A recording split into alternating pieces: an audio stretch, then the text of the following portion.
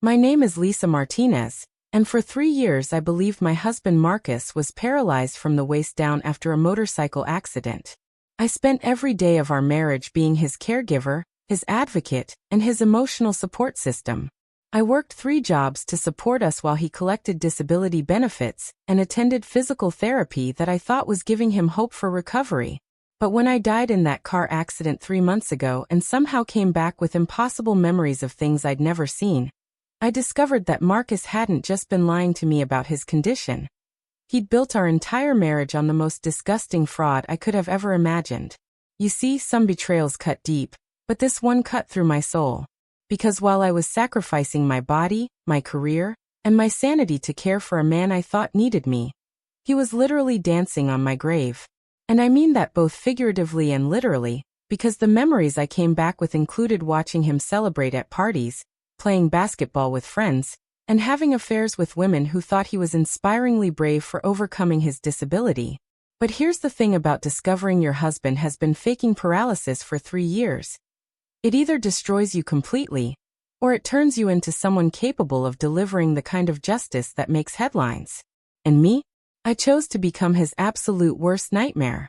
The morning I woke up reborn, in our specially modified apartment, with wheelchair ramps I'd installed, grab bars I'd paid for, and a hospital bed I'd researched for months, Marcus was already up, sitting in the wheelchair that I now knew was nothing but a very expensive prop. He was making breakfast from his seated position at the counter I'd had lowered to accommodate his needs, using the special utensils I'd bought to make cooking easier for him. "Morning, babe," he said, turning that wheelchair around with the practiced ease of someone who'd been perfecting this performance for years. "You look like you didn't sleep well. Bad dreams again." Bad dreams. If only he knew that my dreams were actually memories of watching him stand up from that wheelchair the moment my car left the driveway. Memories of seeing him walk upstairs to our bedroom that I'd thought he couldn't access. Memories of watching him live a completely different life whenever I wasn't there to witness it. "Something like that," I said, studying his face with new eyes. Marcus was handsome in a rugged way that had always attracted sympathy from strangers. The combination of his dark hair, kind brown eyes, and the wheelchair had made him irresistible to people who wanted to help. I'd watched countless strangers offer assistance, admiration, and encouragement to my brave husband who was fighting so hard to rebuild his life. What I was seeing now, though, was the performance. The slightly pained expression he maintained even during good moments, supposedly from chronic discomfort. The way he positioned his legs carefully in the wheelchair, as if they were dead weight he had to manage. The subtle wince he'd give when adjusting his position, as if movement was difficult, but he was trying to be strong about it. It was all fake. Every single gesture, every expression, every moment of supposed struggle was a carefully rehearsed act designed to maintain the illusion that had been supporting our household for 3 years. "I was thinking," Marcus continued, rolling his wheelchair closer to me, "maybe today would be a good day for you to take a break from work. You've been pushing yourself too hard lately, and I worry about you." "You've been pushing yourself too hard." Coming from a man who'd been watching me work 60-hour weeks to support his fake disability, the comment was almost insulting. But Marcus delivered it with such apparent concern that if I hadn't known the truth, I would have been touched by his consideration. "I can't afford to take time off," I said, which was true. Between my job at the medical supply company, my weekend work as a home health aide, and my evening job doing data entry, I was barely keeping us financially afloat even with Marcus's disability payments. "I know, and I hate that you have to work so hard because of me," Marcus said, reaching for my hand. "I feel so guilty that my accident has put this much pressure on you."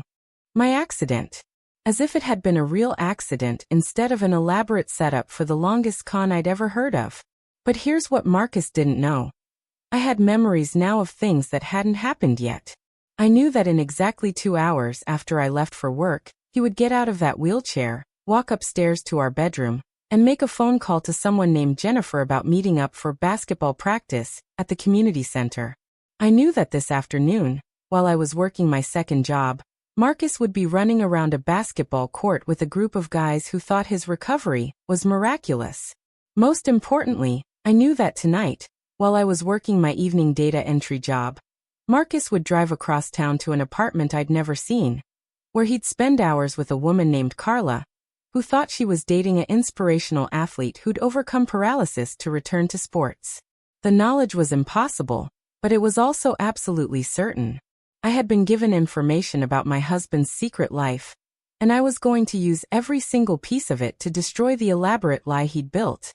"Marcus," I said, squeezing his hand, "I love you so much. You know that, right?" His face softened with what looked like genuine emotion. "Of course I know that. Lisa, you're the most amazing woman I've ever met. The way you've taken care of me, the sacrifices you've made.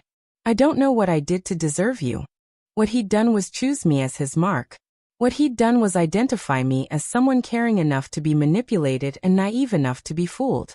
What he'd done was turn my love for him into the foundation for the most elaborate fraud I could have imagined. But Marcus was about to learn that the woman he'd been scamming was much more formidable than he'd realized. After I left for work that morning, I didn't actually go to my job at the medical supply company. Instead, I parked around the corner from our apartment building and waited. Within 20 minutes, I saw exactly what my impossible memories had told me I'd see. Marcus emerged from our building walking perfectly normally. Not limping, not struggling, not using any assistance devices. He walked to a car I'd never seen before. A sports car that was parked in a spot he couldn't have afforded on disability payments, and drove away with the confident posture of someone who'd never been in a wheelchair in his life. I followed him to the community center, where I watched through the window as he played basketball with a group of men who were clearly used to seeing him there. Marcus wasn't just walking, he was running, jumping, making shots, playing defense. He moved like an athlete, like someone whose body had never been injured at all. The betrayal was so complete, so absolute, that I felt physically sick watching him. This was the man I'd been lifting in and out of bed, the man I'd been helping shower, the man I'd been pushing in a wheelchair through grocery stores while strangers looked at us with admiration for my dedication to my disabled husband. But the worst part was how happy he looked. Marcus was laughing and joking with his teammates, completely relaxed in a way I never saw him at home. He looked like he was having the time of his life living his secret double identity. After the basketball game, I followed Marcus to an upscale apartment complex across town. I watched him use a key to enter a unit on the 3rd floor. And through the window, I saw him embrace a beautiful woman who was clearly expecting him. Carla was everything I wasn't. She was tall, blonde, professionally dressed, and looked like she spent her time at gyms and spas rather than working multiple jobs to support a fake invalid. And the way she looked at Marcus, with admiration and what appeared to be genuine love, made me realize that he wasn't just scamming me for money and care. He was living an entire alternate life with someone who thought she was dating a heroic athlete. I sat in my car outside that apartment building for 2 hours, watching through the windows as Marcus and Carla had what looked like a normal, happy relationship. They cooked dinner together, watched television, and interacted like a couple who had no secrets from each other. It was the kind of relationship I thought Marcus and I had. Except theirs was built on him pretending to be an inspiring success story, while ours was built on him pretending to be tragically disabled. The scope of his deception was breathtaking. Marcus wasn't just lying about his physical condition. He was maintaining 2 completely separate identities, 2 completely separate relationships, and probably 2 completely separate financial situations. That evening, I went home and acted like nothing had changed. Marcus was back in his wheelchair, positioned in front of the television with his legs covered by a blanket, looking tired in the way he always looked after his supposed physical therapy sessions. "How was therapy today?" I asked, sitting down next to him. "Exhausting," he said, rubbing his forehead in a gesture I now recognized as part of his performance. "But I think I might be making some progress. The therapist says I'm showing more sensation in my legs than I was last month." More sensation in his legs. The legs that had been running around a basketball court 6 hours earlier. "That's wonderful news," I said, kissing his cheek. "I'm so proud of how hard you're working to get better." "I just want to be the husband you deserve," Marcus replied, taking my hand. "I hate that you have to take care of me like this. I hate that my disability has made your life so much harder." I stared at him, amazed by how convincing he was. If I hadn't seen him playing basketball that afternoon, if I didn't know about Carla and the secret apartment, I would have been moved by his apparent guilt and determination. "Marcus," I said carefully, "you know I'd love you no matter what, right? Even if you never walked again. Even if things never got better. I'd still want to be with you." Something flickered across his face, too quickly for me to read, but I caught it. "Of course," he said. "But I'm going to walk again, Lisa. I can feel it. Maybe not completely, but I'm going to get some mobility back. We're going to have a normal life together." A normal life. As if the life we'd been living was abnormal because of his condition, rather than because of his lies. Over the next week, I became a full-time detective in my own marriage. I installed hidden cameras in our apartment, positioned so they'd capture Marcus's movements when I wasn't home. I hired a private investigator to document his activities. I researched disability fraud laws and penalties. Most importantly, I started gathering evidence of everything Marcus had been hiding from me. The footage from the hidden cameras was devastating. The moment my car left the driveway each morning, Marcus would stand up from his wheelchair, stretch like someone who'd been sitting in an uncomfortable position, and proceed to live a completely normal day. He'd walk upstairs to use the shower in our master bathroom instead of the modified shower I'd had installed on the first floor. He'd cook elaborate meals using appliances I'd moved to lower shelves to accommodate his wheelchair. He'd clean the apartment, do laundry, and make phone calls while pacing around our living room. Most damning of all, he'd practice. I watched footage of Marcus rehearsing his return to the wheelchair before I came home, positioning his legs carefully, adjusting his expression to look appropriately tired or uncomfortable, even messing up his hair slightly to look like he'd been struggling with physical therapy exercises. The private investigator's report was even worse. Marcus had been living his double life for the entire 3 years of our marriage. The basketball group knew him as Mark Sullivan, an inspiring athlete who'd overcome a spinal injury to return to competitive sports. Carla knew him as Marcus Silva, a personal trainer who specialized in helping people recover from injuries. He had separate bank accounts, separate phone numbers, and even separate social media profiles for each identity. But the most shocking discovery was financial. Marcus wasn't just collecting disability payments. He was running a sophisticated fraud operation. He'd been applying for grants intended for disabled people, soliciting donations from sympathetic friends and family members, and even teaching other people how to fake disabilities for financial gain. My husband wasn't just a liar. He was the ringleader of a disability fraud network. The scope of his criminality was staggering. Over 3 years, Marcus had collected over $200,000 in fraudulent disability payments, grants, and donations. He'd used this money to fund his secret life with Carla, purchase the sports car I'd seen him driving, and invest in real estate properties I'd never known existed. Meanwhile, I'd been working myself to exhaustion, sacrificing my health and my career ambitions, believing that we were barely scraping by financially. I'd turned down job opportunities that would have required travel because I thought Marcus needed constant care. I'd given up friendships because I thought I needed to dedicate all my free time to being his caregiver. I'd postponed having children because I thought bringing a baby into our financially stressed household would be irresponsible. Every single sacrifice I'd made had been based on lies. Every moment of guilt I'd felt about wanting more from life had been manufactured by Marcus's elaborate deception. Every time I'd admired his strength and courage in dealing with his disability, I'd been praising his acting ability instead of his character. But Marcus had made one critical mistake in his elaborate con. He'd underestimated me. The confrontation I was planning wasn't going to be a private conversation in our living room. Marcus had been using my love and compassion to fund his fraud operation, and I was going to expose him using the very community he'd been exploiting. 3 weeks after I'd started gathering evidence, I learned that the local Disability Advocacy Center was hosting their annual fundraising gala.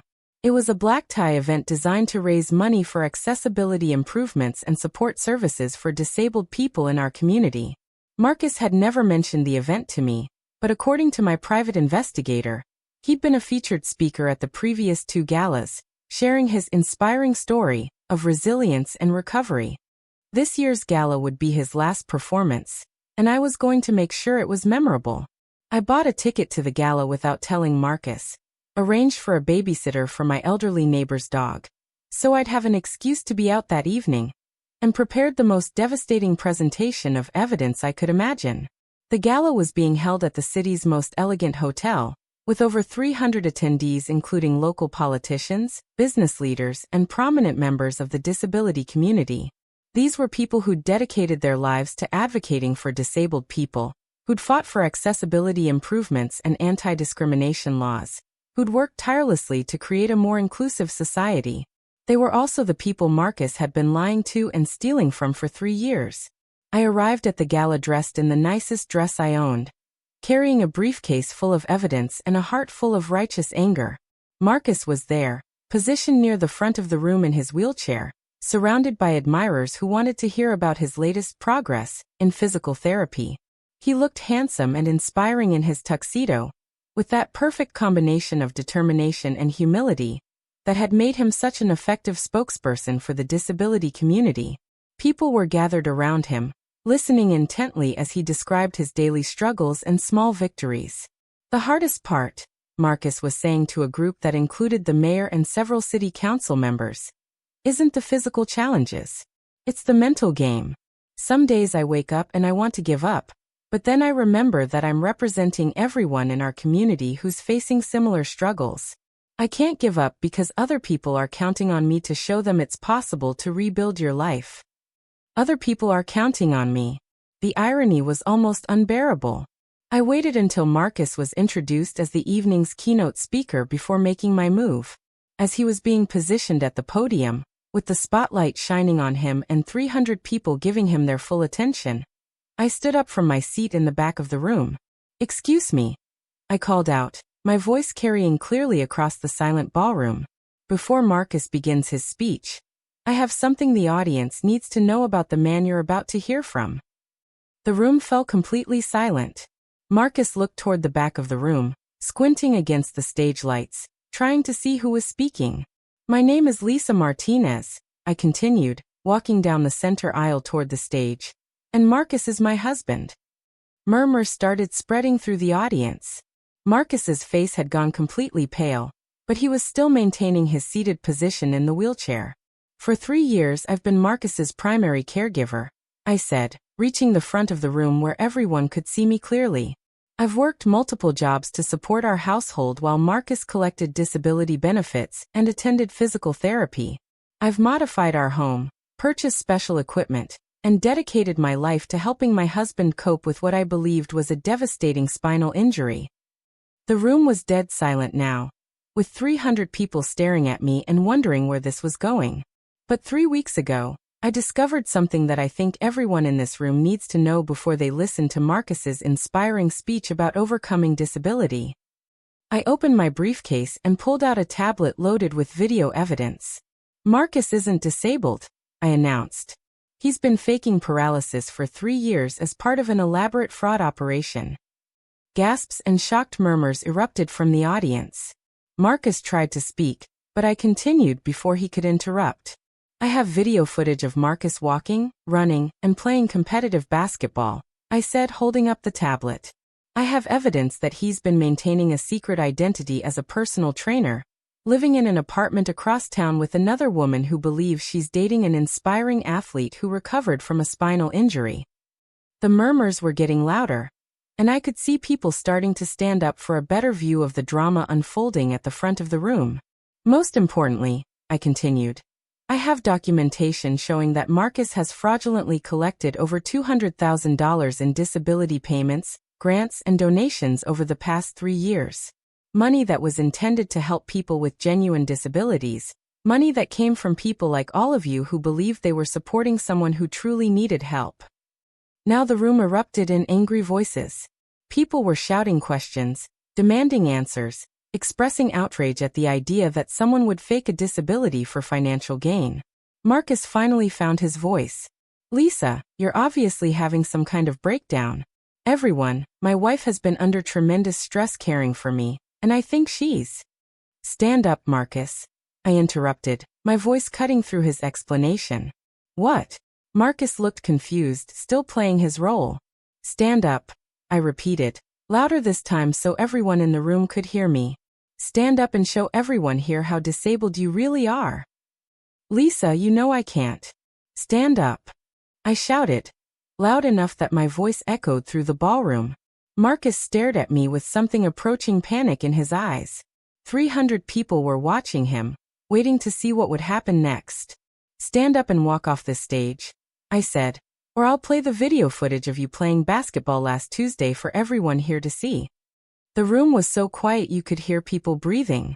Marcus looked around at the faces staring at him. People who'd admired him, supported him, donated money to help him, advocated for policies that would benefit him. Slowly, as if he was unsure his legs would support him, Marcus stood up from the wheelchair. The reaction from the audience was immediate and explosive. People started shouting, some in anger, some in shock, some demanding explanations.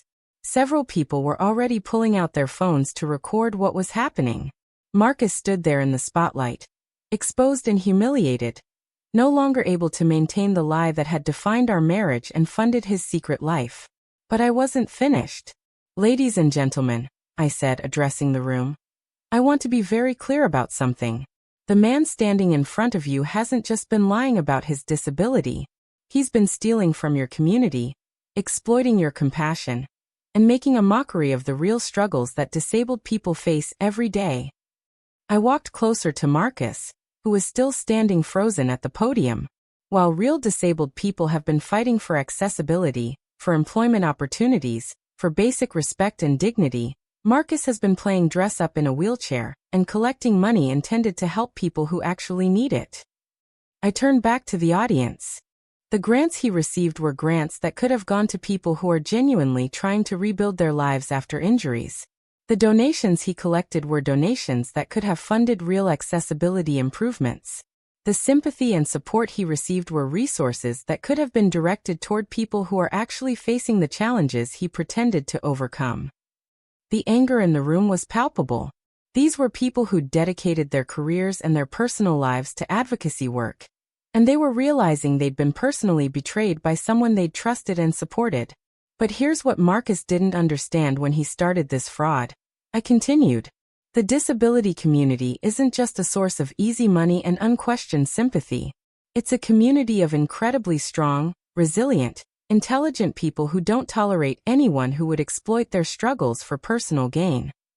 I walked over to the wheelchair Marcus had abandoned and kicked it over, sending it clattering across the stage. So Marcus, I said, since you can walk just fine, why don't you walk yourself out of here before these people decide to show you what real consequences look like? Marcus finally found his voice again. Lisa, please. You don't understand the whole situation. I can explain. The only thing you need to explain, interrupted a voice from the audience, is how you're going to pay back every penny you stole. I looked toward the voice and saw that it belonged to Detective Sarah Williams from the Financial Crimes Unit. She was standing up in the middle of the ballroom, showing her badge. Marcus Martinez, Detective Williams said, you're under arrest for disability fraud, theft by deception, and conspiracy to commit fraud. As two more officers moved through the crowd toward the stage, the reality of his situation finally seemed to hit Marcus. This wasn't just a personal confrontation with his wife. This was a criminal investigation that was about to destroy his life. Lisa, Marcus said desperately, please don't do this. Think about us. Think about our marriage. We can work this out privately. I looked at my husband. This man who'd spent 3 years lying to me about everything, who'd stolen money intended for vulnerable people, who'd been living a double life while I worked myself to exhaustion supporting his fraud. There is no us, Marcus, I said. There never was. You created a fictional character and convinced me to fall in love with him while you stole money and lived a secret life with another woman. You didn't just betray me. You betrayed everyone in this room and everyone in the disability community who trusted you. As the officers placed handcuffs on Marcus, I felt something I hadn't experienced in 3 years, relief. Not just because the lies were finally over, but because I was finally free to rebuild my life without the weight of caring for someone who'd never needed care in the first place. The audience was still buzzing with shock and anger, but several people approached me as Marcus was being led away. Thank you, said an elderly woman who'd introduced herself earlier as the mother of a disabled veteran. Thank you for exposing him. My son has been waiting 8 months for a grant that Marcus probably stole. How did you figure it out? Asked a man who was genuinely wheelchair-bound. How did you know he was faking? I thought about how to explain the impossible memories that had led me to discover the truth, and decided to keep it simple. I started paying attention, I said. And I realized that love shouldn't require you to stop seeing clearly. 6 months later, I was sitting in the courthouse listening as Marcus was sentenced to 5 years in prison and ordered to pay $247,000 in restitution to the disability advocacy organizations he'd defrauded. Carla was in the courtroom too, looking as betrayed and devastated as I'd felt when I first discovered the truth. During the investigation, it had come out that Marcus's entire network had been built on lies. He wasn't just faking his own disability. He'd been coaching other people to fake injuries and illnesses for financial gain. The basketball players I'd seen him with weren't just friends. They were co-conspirators who'd been running similar scams in other cities. The scope of the fraud had been staggering, affecting hundreds of people who'd been denied legitimate benefits while Marcus and his network collected money they didn't deserve. But the most satisfying part of Marcus's sentencing wasn't the prison time or the financial penalties. It was the victim impact statements from people in the disability community who explained how his fraud had personally affected them and their families. A young mother talked about how her daughter had been denied a grant for a wheelchair-accessible van because the funding had already been allocated to deserving cases, like Marcus. A veteran described how Marcus's fraud had made people suspicious of other disabled people, making it harder for genuine disability advocates to build trust in the community. A disability rights lawyer explained how cases like Marcus's were used by politicians to justify cutting funding for disability programs.